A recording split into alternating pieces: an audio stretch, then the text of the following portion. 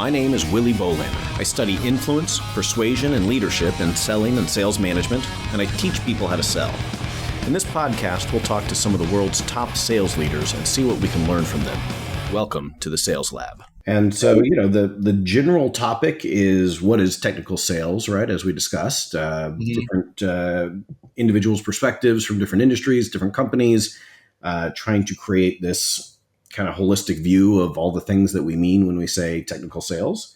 And of course, I know you've had a multifaceted career to date and been with a couple different companies. And maybe we start there. Maybe you walk us through, graduation to today. Right. Maybe not every single detail, but where have you been and where are you now? And how did you get from one to the other? Yeah, right. And every time I do this, Doctor, I try to make it more concise. So we'll see if I'm getting better. But it really kind of started my last semester, before graduating in mechanical engineering school. I thought, what am I doing here? I can't compete. I don't have the passion for this. And a fellow classmate, Matt Brown, said, just get into sales. I thought, sales, kind of dogmatic, like a fuller brush guy. I didn't know anything about it, but he said, no, just use this as a technical background and, get into technical sales and just work on the communication side of it and painting the vision and that kind of thing. This content is brought to you by the TIES Sales Showdown. That's the Technical, Industrial, and Engineering Student Sales Showdown, hosted right here at Texas A&M University. We have over 200 engineering students taking sales classes every semester and a growing minor program in technical sales. These students are smart enough for STEM and savvy enough for sales, and the TIES Showdown allows them to demonstrate their selling skills in a role-play competition where industry partners, like you, serve as judges and provide them coaching feedback. If you're hiring for technical, industrial, or engineering sales roles anytime in the next couple of years, this is an event you can't miss. You can learn more at tx.ag/TIES. That's tx.ag/TIES.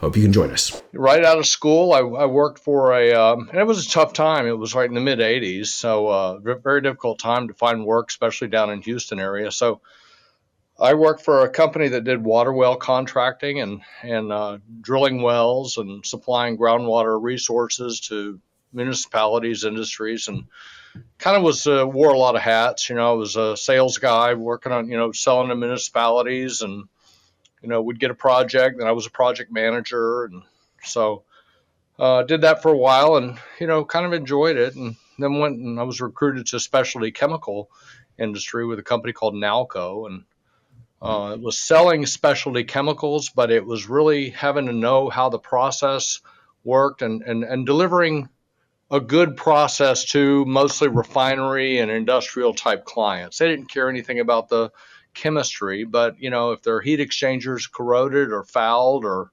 there were a problem with the boiler, feed water or whatever, that was big consequences for that. So I was forced to learn the process, and that's where the technical degree really helped me. Was very successful with that, and then was recruited to a simulation software company that sold to the same customers, except I was no longer wearing the Nomex and the hard hat and the boots. I was wearing the suit and the tie and, going into the corporate office selling simulation software to the refining and chemical and process industries, and did that and, just kind of moved from one technical sales role to another and was recruited to an engineering company that did specialized engineering, again, for the process industry. And what's ironic about it is, like, going through school, I just really avoided chemistry at all costs, and now here I am in this chemical engineering world and kind of feel like an imposter the whole time, but just, asked a lot of questions and, seemed to, be successful with it. And so we did the engineering thing, and then I was recruited for by a private equity company to help one of their young emerging technology companies that they just acquired expand around the world, and didn't know anything about global business or international business, and but they said, hey, we think you could do this. I didn't know anything about the product per se. I didn't know anything about instrumentation or gas detection, but I did know how to navigate. I did know how to ask questions, and really that's I guess if you boiled it down, it's like, okay, what did you do best? And I just sat in the chair and asked a bunch of questions, and let the customer talk to me, and you know um, did pretty well in that. And so, yeah, so it's just a lot of different things, kind of under the umbrella of the same industry, energy, oil and gas, process, things like that. And but the model was always the same, whether it was engineering, whether it was specialty chemicals, whether it was groundwater. Just identified a need, and really understood it, and then communicated to the customer that I understood it, and then after that, advocated a solution. I tried not to go in guns blazing, if you will, on, here's, Larry's my name, software is my game. How many can I sell you today? Not that much. I was more of the sort of the question and, seeking problem kind of guy. Yeah. So yeah, yeah. And then your most recent role was with Siemens, I think, right? Yeah, Siemens, selling uh, digital solutions. Well, under the umbrella of digital transformation, and I wish I would have invested in that term 10 years ago. Digital transformation, digital twin, software to provide greater visibility on the data around a plant or around a facility or an enterprise. Imagine if you're a maintenance guy and you're looking for whatever to do your job, and there's all kinds of information and data out there that touches a piece of equipment that you're working on, but it's very difficult to gather. So the role at Siemens was software for digital enablement, and building what we call digital twins of the physical asset onto your computer, so you can really kind of walk through the plant without walking through the plant. And that involved operator training simulators and things like that. So digitizing a physical asset and making it in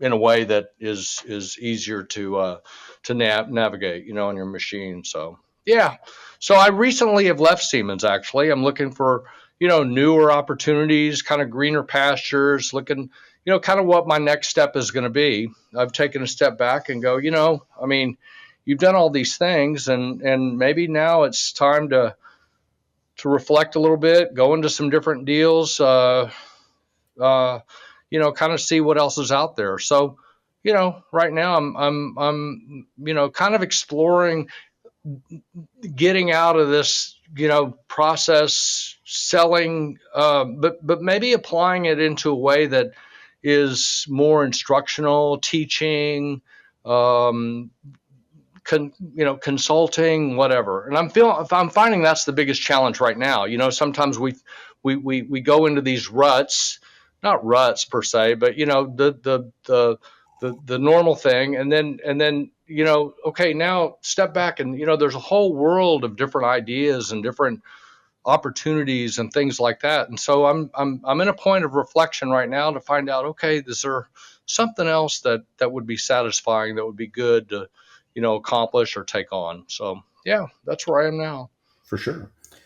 So just to make some of what you were describing as concrete as possible, in the scenario with Siemens, you're selling these digital monitoring, digital twin. What Mm-hmm.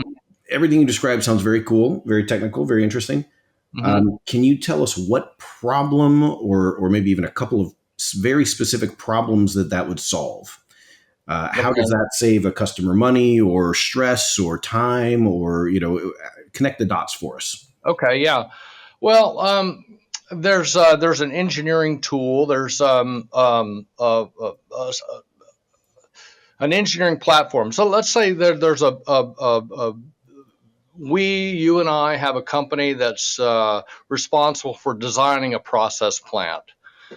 And there's a lot of different disciplines in this process, right? There's a mechanical part, there's a process part, there's piping, there's electrical, there's controls. Hmm. And all these different disciplines are done in sort of their individual worlds, right? With their own individual tools that are geared for the electrical engineer, the mechanical engineer, the piping. And there's a difficulty stitching all this together as the project moves forward. Some of the software that we sell provides a unified platform. So if there's a change on the electrical side that may affect the mechanical side, that change and the consequence of that change is instantly communicated. So Hmm. there's greater visibility to sort of all the disciplines on how they're working together affects one another. So when at the end of the day, when you're delivering a project or you're delivering a phase from one point to the next point, instead of having to stitch all this together and reconcile all this data together and figure out, okay, well, this is not matching up. This is done sort of on the fly, as the process is moving forward. So it's much easier to, okay, we've got this completed. We can hand this over. And then when we hand it over, it's easier for the operations or who you're handing the keys over to see all this information, and it's all linked together and it's all in a single database, single platform, and it's easier to run the operations, run the maintenance without having to go and find all these things that were done sort of in a different, a silo, if you will. Okay. And it saves a lot of time on the engineering because I think data points to about, 30 to 50% rework a lot of times Hmm. in some of these big projects where a change was made and then it's not caught until it goes further downstream, and then it has to back up and then rework and things like that. So yeah, so that kind of help. Yeah, absolutely. Yeah. So without Yeah. this solution, there's some opaqueness to the process. What are the other functions doing? How are these things going to come together? And it could probably go. I mean, what it could go weeks, it could go months, where there's something that's a big problem and they wouldn't know about it, or Yeah, well, yeah, like just when a project is handed over from an engineering phase to the construction phase, there's a significant amount of time that goes by just to get all the data to line up, hmm, because you're a guy in the field, you have these engineering plans, and then you're trying to stitch everything together, and then you're finding out that, wait a minute, these things don't reconcile. The electrical controls don't actually reconcile with the motor that we have now. Now we're going to have to take a step back and do we resize the motor? Do we do the electrical? And the further downstream you get in making changes, the more difficult it is trying to sort of undo it and stitch it back together again. yeah, So that's what it does. It prevents a lot of unnecessary changes from happening on the downstream side. You know, it's gotcha, easier to make changes early on. The later in the game the changes are made, the more difficult it is to untangle.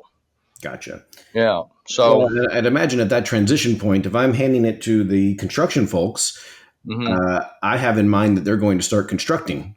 And right, maybe what they have in mind is, oh, I've got to go through everything they've done and look for all the mistakes they've made and all the things that are not going to work when we put all of it into practice. That could be I would guess, a considerable point of frustration as well, aside from the actual cost, just the right, psychological stress of having this right. thing that you're trying to get done and it's not getting done. If you have a plant that's going to make you $20 million a day, so every day that you're not online is a $20 million that is unrealized gain or a loss. right? So Yeah. if you can speed that time to being online 2 3 months, 2 weeks, 2 days, it's a significant savings. And that's what our customers have said. That say, that typically when we use this sort of unified platform approach, it saves us 2 to 3 months, or accelerates the project 2 to 3 months, or eliminates 2 to 3 months of rework to get that project online. So if you think about it in those terms, you're building a plant to make money. Every day that that plant's not on, you're not making that money, or effectively losing that money, because you still have to pay your investors, you still have to pay your banks on the money that you've taken out. So yeah, it saves a significant amount of time to the actual producing whatever you're trying to produce. That's a better way to think of it, actually. Absolutely. Well, that's a very concrete quantification, right? I mean, so Right. as long as what we're trying to sell you costs less than 20 million a day times 90 days, if we're talking 3 months, then we're probably in pretty good shape to uh, make the recommendation without feeling like we're being salesy or self-serving or something like that, right? Right. Right. Right. Yeah. Well, and I mean, this has been as we're doing these interviews, I'm keeping track of some recurring themes that come up. What are the common elements in technical sales? One of them is a certain level of complexity that rises above what we would see in consumer sales, or even what I would think of as like less complex business to business sales. It's different to sell capital equipment with very concrete specifications and where the materials matter and that temperature tolerance matters and all this, than to sell payroll services, right? Mm-hmm. Mm-hmm. Both are B2B, both are great opportunities, I'm sure, but one is obviously different level of complexity. We call it technical. The other thing, and what I'm bringing this up for is, another recurring theme is that there's a need to very firmly ground the value, right? That it's not, I can't slap you on the back and smile and say, oh, trust me, I am a good guy. I'm charismatic. Hey, we both went to Texas A&M. Hey, Mm-hmm. there's a higher bar to say, no, here's the quantification. Here's maybe simulated revenues after we implement the solution. Here's testimonials. Here's the average statistics following an implementation. I mean, there's a much higher bar for this quantification, right? Mm-hmm. And I think this is a very important point for somebody who might be listening to these conversations, going, okay, I don't really know anything about sales other than maybe a used car lot I was on, or an appliance store, an electronics store, or whatever, Mm-hmm. uh, where I think, or a life insurance salesperson that came into my front door, and Mm-hmm. you know, that's not what we're talking about. We're Yeah. talking about something where we are offering solutions specifically designed to solve problems that we can quantify, that we can, define in fairly concrete terms, and that means that the bar to selling these things is a little bit higher in terms of how we prove and how we justify our recommendations, right? Mm-hmm. I think what you Mm-hmm. just shared is kind of a great example of that, right? Like, if we Yeah. know how much you're losing a day if this plant isn't up and running. Right. That's pretty Yeah. concrete. That's Yeah. not, hey buddy, let's do business together because we're both cool guys. This makes financial sense. This makes sense Mm-hmm. maybe for your own personal stress levels and usability. It makes sense because of the dollars. All of these reasons. So I think that was a great example to share. Mm-hmm. So on that note, what got a few different roles, chemical, software, a couple different types of solutions within this industry. How would you define technical sales? Uh, Technical sales is ability to take a very complex solution and to break it down in a way that does communicate that value to that particular audience. And that brings up another point too. The more complex the sale, the more eyes, the more people are involved from different points of view, Hmm.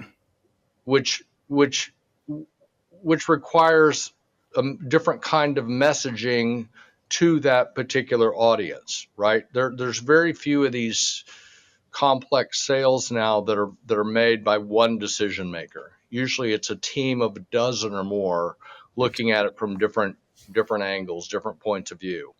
So the complex sale is to really understand how the overall solution will affect the end user. That's okay. You minimize the time to being online is going to help make help you make money faster. But really, understanding the different components and how they affect different people on the team. Whether they're technical people, whether they're project managers, whether they're back office, uh, kind of understanding really the landscape of the audience, and understanding who the different players are that all contribute to this decision, and making sure that all these audience members are being addressed, and they're being heard, and their concerns are being, or the value is provided to these people. There's a lot of times where a complex solution, and the person will deal with maybe one or two people, and then but there's a whole other sector of the audience that may be left out, where you think you're making a lot of progress, but at the end of the day, something gets vetoed or short circuited because some stone wasn't turned over to address the needs of this particular person. So Yeah. the complex sale is not only the solution, but really understanding who's involved and what angle they're looking at this from, and making sure that their needs are being addressed as well. That's a great point. Yeah. So complexity can come from the solution itself or the context and the environment, or it can come from the large number of stakeholders and relationships that you have to sort of juggle and work Right. with. Especially Um, nowadays, it seems like very few of these decisions are made just by one or two people. It's just committees of people. And then that committee will have to turn it over to another committee. So it's I think probably in the part that, um, if there's any part of the technical sales that is forgotten, I don't want to say forgotten, but maybe underutilized. It's what the landscape of the buyers look like, not just that one person or department, but everybody that it may touch. Health and safety, environmental, all these different users, not just the person that's going to buy it. yeah. Well, and that flies in the face of decades of sales training 101, right? Which says, make sure you're talking to the decision maker. Right. Well, yes, I want to talk to the decision maker, except often there isn't a decision maker, as you've said. There might be, a handful or a couple handfuls or, more Yeah. decision makers. Now, one of them probably, approves the final payment, and, you understand that buying center, but it's always funny to me to think how many people, that's their story. I've only got to talk to the decision maker. It's like, Right. you're going to have to start somewhere. You're going to have to navigate a little bit to figure out who that person even is. They don't always put on their LinkedIn profile, I'm the decision maker. You might have to talk to somebody who's a gatekeeper. That's okay. What do you? Who are you that you have this magic ability to decipher exactly who the decision maker is? Um, and but that's that's But, you know, you know, another to, area of complexity, right? Having to yeah, yeah, make sense out of that social landscape, right? yeah. And to that point, Doctor, I think one of the nuances of this is understanding that the decision maker may not necessarily be the person with the title. I mean, Mm. there's a lot of successful sales that I've done or been involved with that, the decision maker, not necessarily the decision maker, but the person with I call it heat, power, and light, the guy that's going to, you know, carry the be the first one out of the chopper with the bayonet in his teeth, Mm. I mean, charging the hill. It may be some young project manager guy, that has the passion and will put the horsepower in pushing this thing forward. It may not necessarily be, the director of engineering or whatever. So that's another good thing to keep in mind. Sometimes these things get, they move forward because somebody in the organization has a passion or a desire to move that forward on the customer side. And that could be anybody. That's a great point. And really, it's like, okay, how do I find that person that I can saddle up with that's going to, charge the hill for me?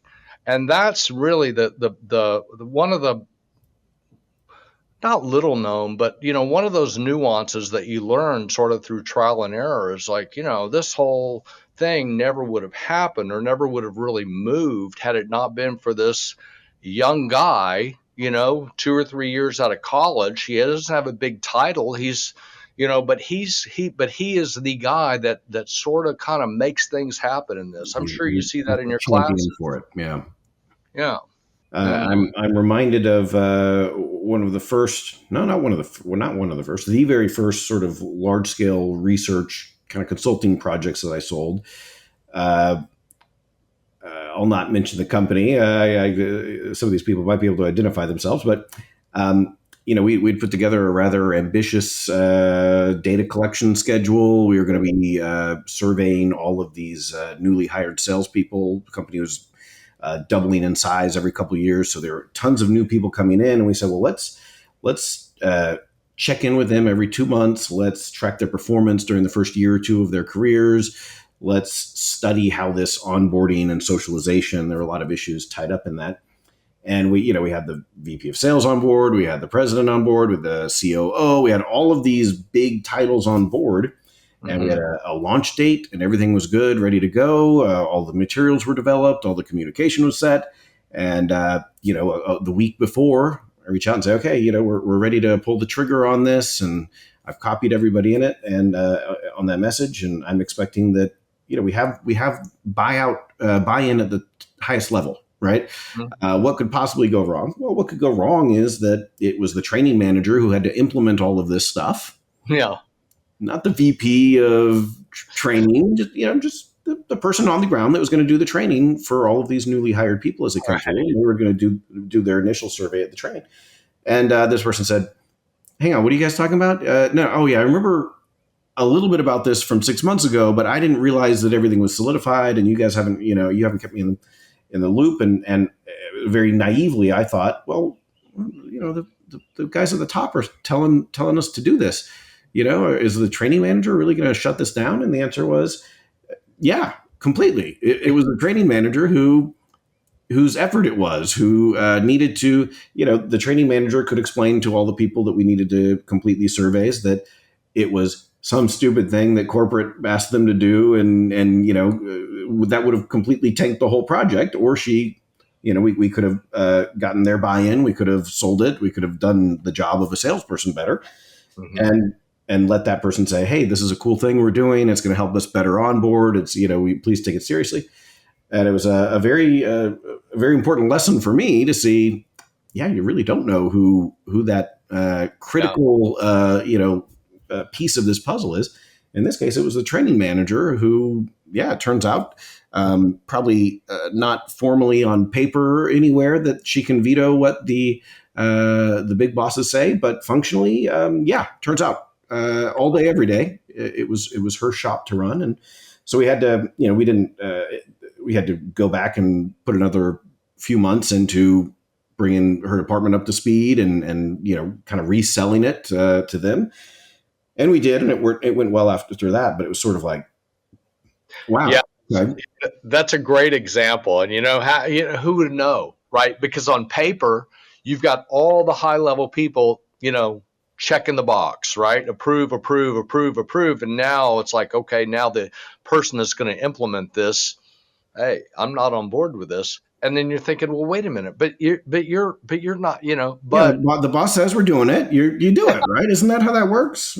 And of course you think, well, that's not usually how it works with me. Yeah. But why would it work that way for anybody else? But the bus driver says no. Yeah. Yeah. So that's an example, and that is true. So it really is a matter of just kind of and there's never a shortage of surprises like that, and it's just like, okay, who can I? That's why it's good when you're having a meeting, or uh, you know moving the thing forward with the usual people that you're talking to. It's like, who else can I meet? And ask that question. Who else is involved? How is this thing going to work? Once it gets bought, what's going to happen from day one? Who's going to be responsible? And just expand that knowledge base of the people, as much as you can. I mean, people that used to work for me, and with sales manager, that go, yeah, I know Exxon, I've got them handled. Oh yeah, who Exxon, oh, yeah, me and the guy Correct. go to Yeah. lunch every month, oh yeah, you and the guy, okay, so you've got Exxon covered then, right? So there's so many different pieces. So that's a good story. Yeah, it's a good, yeah. Who knew, right? Yeah, and now it's a great example to share with the students of crossing your T's and dotting your I's, right? And Yeah. I guess as I talk through it, that maybe the other lesson is that we probably could have leaned on the C-suite and said, hey, you said we were going to launch, and we need to launch. You need to tell this person to fall in line, and the result would have been a really bad project because Hmm. there's perhaps a storyline, a version of this where the person is just told to do it. But that's not really what we needed. What we needed was it to be implemented carefully and conscientiously. We needed buy-in at all levels. So yeah, I think there's maybe a secondary lesson there. That's okay. Even if we could have done it, that wouldn't have been the right way to do it in the first place. So Right. Right. No, that's a good point.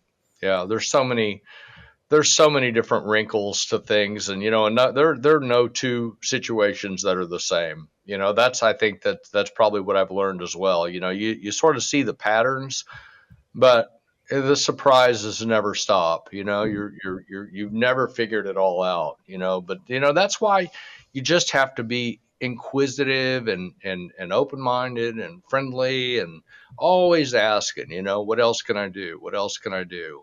Who else can I meet? How does this affect? What does this happen? How does it fail? What happens if it fails? That kind of thing. these are great Yeah. questions. Yeah. Yeah, it's what it's easier to do nothing. I think that's the other thing you learn. It's like, the biggest competitor may not necessarily be technically your competitor, but it's to do nothing, Things are you fine. know, It's good enough. Yeah. apathy. Or it could be a project from within the organization. You're not only competing with somebody else that's in your business trying to sell a Yeah. similar solution, but you're competing with projects from within, because inside the organization, everybody's got their little pet project. So you're working with the guy that's got his pet project, but yet he's competing with his colleagues that also have their projects. So to help him put his project sort of higher up on that echelon of priority internally is always important, is another thing that's important, because you could have the solution done, and then the project's killed because another one takes the priority you know Absolutely. Well, and you think, oh, this company has enough money for this. Well, maybe they have enough money for it, but do they have the time? Do they have the cognitive capacity to pay attention to this one other thing that you want them to pay attention to? There's hmm more limitations than just money, right? yeah. That's right. And the other thing, too, sometimes you're looking for what that differentiator is between me and somebody else. You go, well, my stuff is so commodity, right? I mean, we all kind of do the same thing, but so how do I really separate myself? Maybe it's somewhere else in the supply chain. Maybe it's the back office part. Maybe it's the contracts. We're easier to work with the contracts. We're easiest payroll, not payroll, but the payment terms. Right. What other things does this touch that could be advantageous to an organization? Not especially if you're looking for a differentiator between pipe coating. I do pipe coating, my competitor does pipe coating, but you know what? It's easier to do business with us because we don't have as rigid contracts, or our billing is much easier, or whatever. So there's Yeah, other parts of the process that can contribute to that, you know? absolutely. Well, Yeah. you've mentioned a few questions that you might ask that I've made note of. One of them that I thought was good. The sort of who else is going to be involved in this after if we sign the deal right now, we set this in motion. Who does it go to? Whose hands are going to touch it? Who is going to be using it? You're right. Understanding all the players involved. I think that's a great question. Of course, you mentioned what happens if this fails or the process plant goes down. What other questions would you encourage early career salespeople to keep in their toolbox? I kind of like to subtly change roles with the customer, and when I say that, I mean, so what if, we're talking about doing this, so tell me why again you'd want to do this. What benefit would there be? What would happen if you don't? And they go, well, if we don't do this will, so then you're kind of shifting roles a little bit, kind of pushing back, taking it away a little bit. So I don't know, but so what? The question, so what, is so powerful. So what? So what if we don't do it? What happens? Why are we even doing this? Why are we waiting 3 months to move from one stage to the other? What? Why don't we just eliminate the whole thing?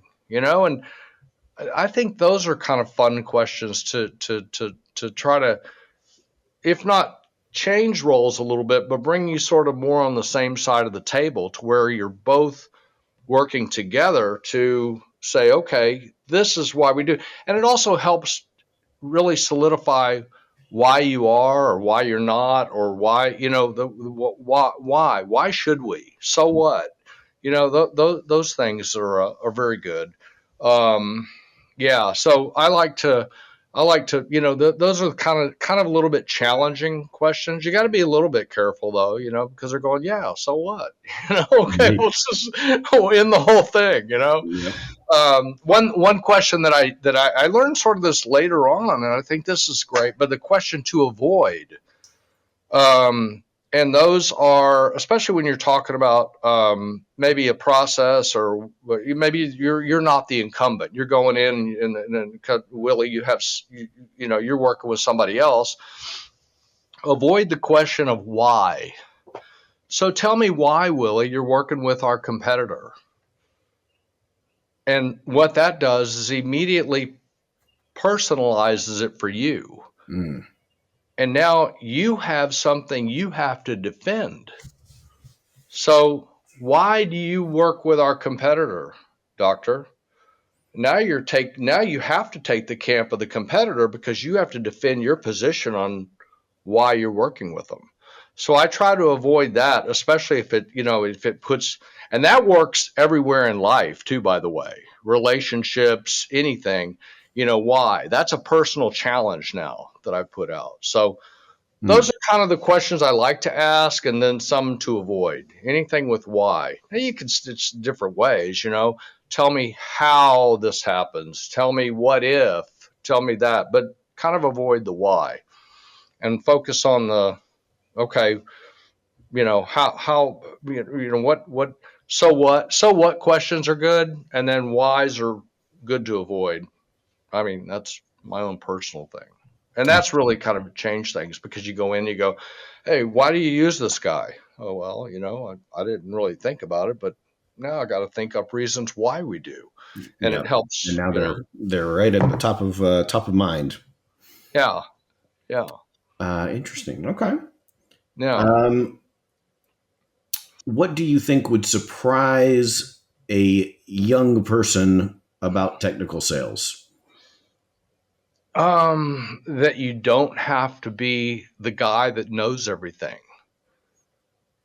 In fact, it's an advantage if you don't.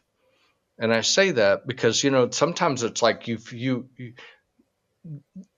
technical sales can be very intimidating, and you feel like, oh, if I don't understand the whole thing, and they may ask me a question that I don't know the answer to, and I probably should know the answer to. So I'm a little bit fearful of that. So now that I'm a little bit fearful, I'm a little bit reluctant Mhm. to be bold. So understanding and sort of getting this out up front with the customer is good too. Understanding you don't need to know everything, and the customer really doesn't expect you to know everything. I kind of equate it, and we talked about this last time. If you're at a cocktail party with a bunch of mixed crowd of people from different industries and everything, and you talk to somebody, and you ask them what they do, and within 3 sentences, it's like they're speaking Japanese to you. You have no idea what they're talking about. You know, keep things simple. Keep things in sort of a high level value, like days to market costs, you're losing so many things. Forget about having to know all the details. What's helped me is define it right up front, saying, listen, I'm not the guy that has all the answers. I'm here to sort of understand what the high level challenges are, what the big picture looks like. As we move on and get into the more details, um, I'm going to learn more, or I have a staff that can help me, of technical people that could be more involved. But I think that would be a thing that to keep in mind early, and to be bold. You want to maintain that boldness, right? And to eliminate as much fear as you can helps you be more bold.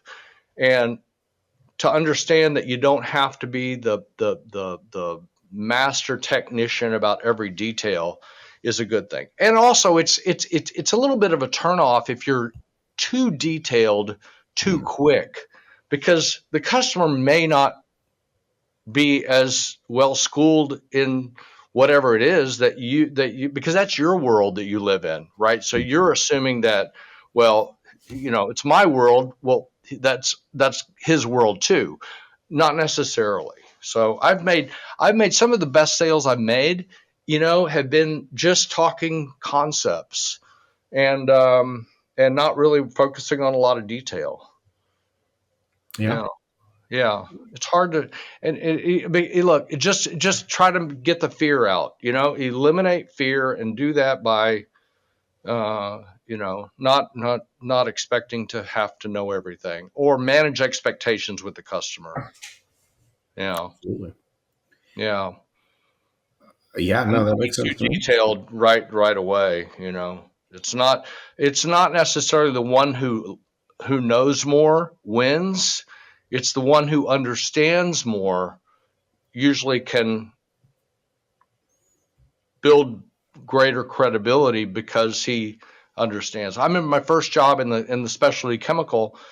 I knew nothing about my boss. I mean, he drove me to number 4 steam plant, which was Arco in Carson, California. I think it's BP and I think it's Marathon Refinery right now. But he drove me there, and he said, "Get out. That's number 4 steam plant. That's a control room right there." And I knew nothing about it. And I went in, and I just asked the guys to, hey, could you help me sketch this out? I'm trying to learn all I can. And it was amazing how they sort of banded together to help me understand it, if they knew that I genuinely was interested to learn it. And instead of going in and, here's how I'm going to help you solve all your problems. So humble yourself, and you know I wouldn't, that was too long of an answer. Sorry about that. No, I like that. And actually, we were talking earlier, the stream of consciousness, let the conversation emerge. I mean, this is something I wasn't planning to discuss, but uh, of course, we talk about in various episodes the ties sales showdown role play competition that we do, and that's a big issue, and that ties into some research that we do around salesperson recruiting and things like this. But the other big research initiative that we have is around the issue of salesperson competencies. And we, for the last, well, since coming to A&M 2 years ago, we've been, collecting various types of data to tease out, what are the, well, maybe we can look at it a couple different ways. One, what are the competencies that are critical no matter what company, no matter what industry, no matter what role, right? Just the general, if a salesperson has these ingredients, they're going to do well. And we suspected, and we're finding there are a few of those. But the more interesting thing is, okay, well, what are the competencies that are different from company to company, industry to industry? Hmm. Something where you say, okay, well, if I hire Jane Doe and she has whatever competency profile she has, and I put her in a key account management role, she's going to do really well.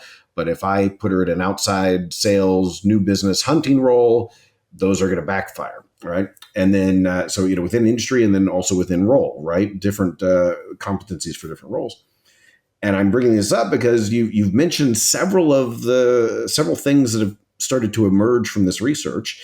One of them is we've different people will refer to this notion by different names, but sometimes it's humility, like you just said, being humble, right? Yeah. It's being vulnerable, right? If I'm going to admit to you that I don't know everything, I'm going to admit to you that I don't have an answer to that, and I'll go and I'll find the answer and I'll come back. But it turns out some people are very able to do that, and some people, would rather die than admit that they're not the best of the best all the time on everything. And so that's been an interesting one. You mentioned curiosity several times. Um, That's been a big one that's come up, right? The people that, okay, I kind of understand the problem and I can imagine what the implications of that are, and it makes a little bit of sense to me. And some of us will stop there and move forward, and others will ask a few more questions, right? And yeah. you don't need to know a million things that your competitors don't know. It's usually sufficient if you know like one or two things that they don't know. If you understand how the dots connect at the implementation phase, right? If you just have a little bit more insight, it can pay massive dividends. But there's one that I've been thinking a lot about, which is I might label it sacrifice, right? Hmm. And I love picking on the students about anytime they say something about you say, well, what's important for you in a career, and anybody at the age of 20 who says work life balance, I give them an earful. No, no, no, no, no. That's not. It's not. People don't talk about work life balance because they want you to be able to skip out of work early to make your Thursday night happy hour, or make sure you're always free Saturday mornings for your adult kickball league. Those things are great, but what that means is your kids are getting older. That your parents are getting older. You've got all sorts of crazy things that are out of your control and become your responsibility. Yeah. And if you're not willing to make some sacrifices in your 20s to achieve that sort of balance later on, then I don't know that you're going to get what you want. So this idea of sacrifice, right? Contrasting in some ways with this work-life balance, and it's not that I think uh, you need to beat your head against the wall and not attend to yourself for your own mental health or physical well-being, but I think there's some sacrifices in anything to be successful. Yeah. Leading question, I guess, with an awful lot of preamble. My apologies, but um, what do you see in that regard? What types of sacrifices do professionals need to make to guarantee their success in the long run? That's a great question. That's a great question. I mean, I've spent a lot of hours, these turnarounds at these refineries, right, where everything shuts down and you have certain amount of time to. It's like a pit stop for a Yeah, refinery or a chemical plant or whatever. You got limited time and you're pretty much on call all the time. I think it's a matter of being available, and it doesn't necessarily mean you have to sacrifice. There is a lot of sacrifice I've made, a lot of times away from home. Um, but I think conveying to a customer that you're there for them, you're available. I'm thinking about how to answer your question, and some of the best sales people are coming to my mind. And way back when I was a young guy, I was like early 20s, right out of school, and I was working for the water well company, and I would have people call on me for piping and things like that. And to this day, one of the best sales guys that I can remember called on me, and he was from New Orleans, and he would say, "Hey Larry, I'm coming to Houston in 2 days. Do you need anything?" I'm like, "Hey, I don't need anything, but I really appreciate you calling and asking about that, you know." And he wasn't even booking a meeting or anything. He was just expressing how available he was and that I was on his mind, and any way he could serve me, he was ready, willing, and able to do it. And it was such a small thing. And it's funny that years have gone and I still think about that guy with Yeah. that simple phone call, with that simple question, and a lot of times not even having to do anything.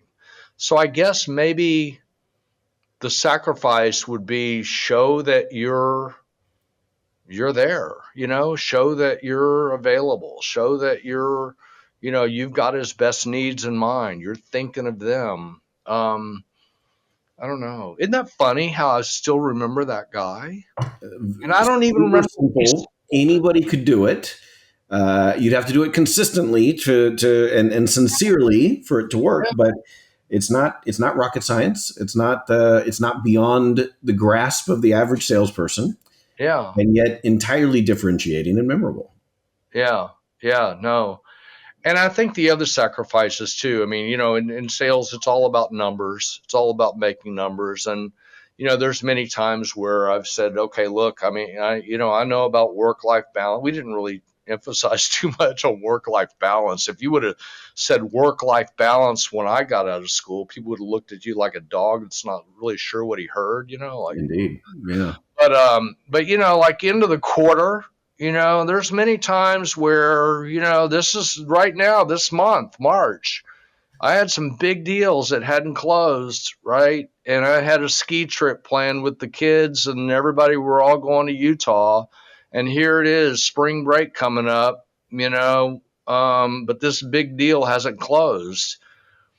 And trying to figure out how to navigate through stuff like that, to make sure that you get the deal closed, and a lot of times it's, managing expectations with the family, and saying, hey, look, we're going to go on this thing, but I might have to be pulled out a bit, you know. Yeah.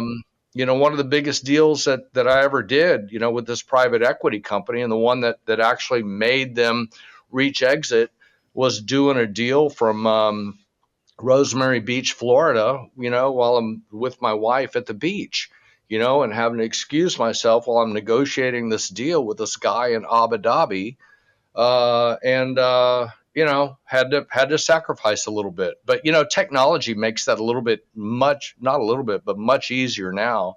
You got to do it. You can't, the work-life balance. Yeah, that's great, but you got to step up when you got to step up. Um, you know, put Yeah.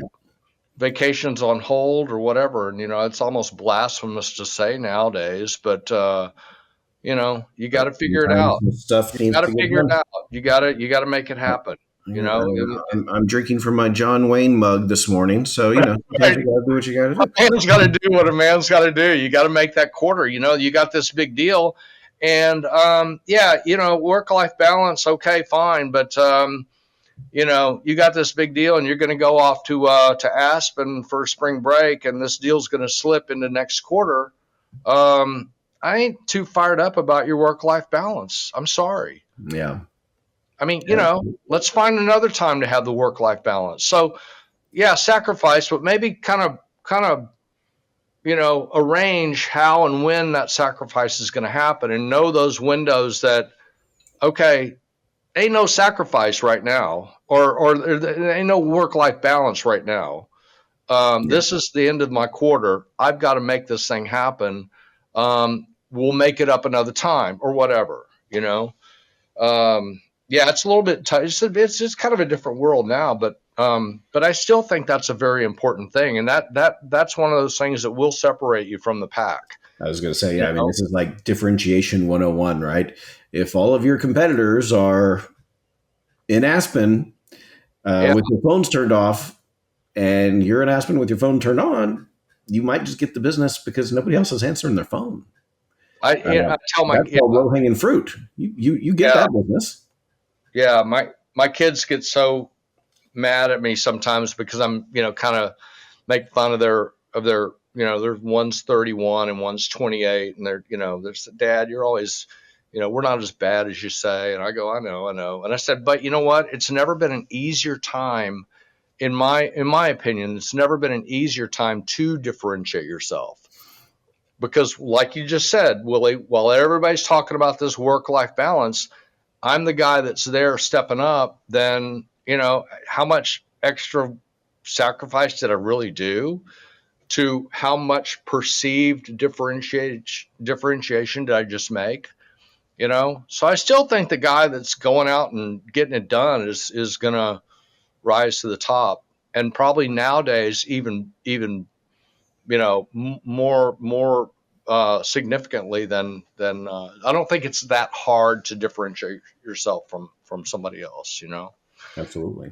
Yeah, no, that's a really interesting one, and that's kind of a generational thing. I hate when the young guys talk about, they look at me and then they look at each other, and they kind of go, oh, it's a generational thing, The old talking guy doesn't know what's about going trying to on. Yeah. figure out how to use something, but Well, I have a bunch of kids, and I have not seen this movie in a while, but I several years ago I took issue with this movie Cheaper by the Dozen with Steve Martin. And the premise of the movie, I could be getting this wrong. I should go rewatch it if I'm going to talk trash. yeah, But the premise of the movie is he's like a high school football coach, and he has 12 kids, okay, and things are crazy, and it's the Steve Martin dad facing chaos character, right? And then he gets a job to go teach, I guess, the college team, and it turns out that that's a lot of added responsibility. It's a much bigger paycheck, but he's having to stay late and do different things, and then he says, I believe the conclusion is he decides to go back and just coach the high school football because he'd rather spend time with his family. yeah, And I'm going, oh yeah, that's kind of like superficially nice. And then I think, but dude, you have 12 kids. What are you talking about? yeah, And I don't have 12. I have 8 kids. They eat more food every day than they did the day before. And not one of them is going to be happy if I come home and say, you can't eat more food today than you did yesterday. You have to eat less food because I like sitting around the house with you, not just sometimes, but every single evening or something. Now, don't get me wrong. Certainly, that can be misapplied, right? Certainly, people struggle with paying attention to their families and all of this. I mean, you need to be sensitive and aware of those things, but. yeah, I'm going, yeah, I think Steve Martin made the wrong call on that one. Like, yeah. sorry, kids, we have a big family. Anybody going to drive a car when they're 16? Okay, then you're going to have to be without me a couple nights a week while I'm coaching the big football games or whatever. So, Yeah. But it's maybe I'm just cynical, thinking about the cute movie and going, well, I don't think That's true. Yeah, what are you going to do? Sit around on the beanbag chair with them, watching them play video games? I mean, Yeah, and there's time for that, and then also they don't necessarily want you no, right. over their shoulder 24 hours a day either. So I don't know, go make some money, do something you want to do. It's okay.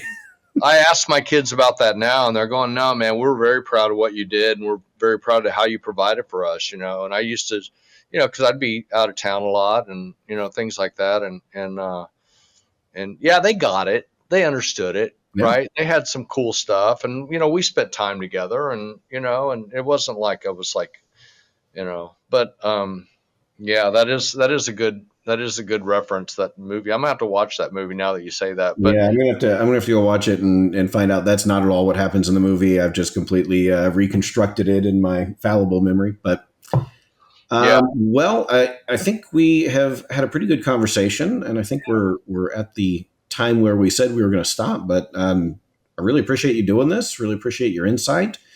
yeah, When we put these episodes out, we always have, what is technical sales, and we have the person's name, and then we have the company. And I was trying to think earlier this morning, like, what am I going to put for your company? So I think I might just put free agent or something. I don't know. Do you have an opinion on this? I'll send you a text later on. I turned in my resignation last week, in fact. So it's a bold move. right? But I wasn't going to get busy doing anything else until I said, you know what, let's do this. But yeah, we'll say free agent. He's done a lot of different things. We'll talk about it. But this has been a good conversation, and you've made me think about some things and reflect on some things that you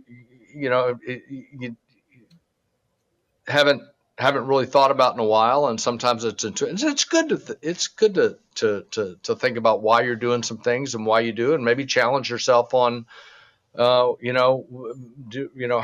I do things a better way. And I think if one last thing I would say, Willie, on this deal is just try to keep it simple. Really just break it down to the basics, and not get overwhelmed with having to know everything about everything, and just keep it simple and be humble, and be a server.